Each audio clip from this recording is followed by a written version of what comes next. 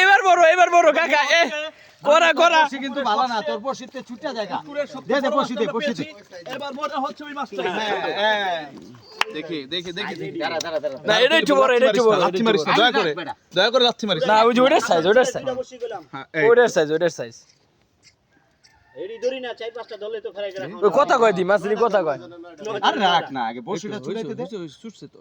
না তাই না সারি ওর মার একটা লাভ এই তো, এই মাছটাই এতক্ষণ আমাদের সঙ্গে প্রতারণা করেছে। দেখছেন মাছটা কিভাবে লাফাচ্ছে? ওজন কত করবে? জুম করে আবার দুইতে যাবার ছুটে যাবো বাবা না কিন্তু তোর বড় দিন এবং মাছটা কি বিহল!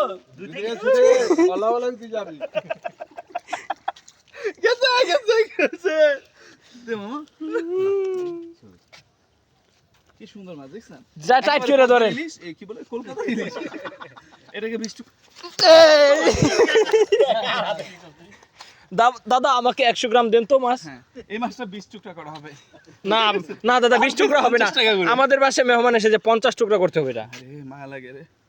রেখে দে দাঁত আছে কিন্তু কামড় দিব?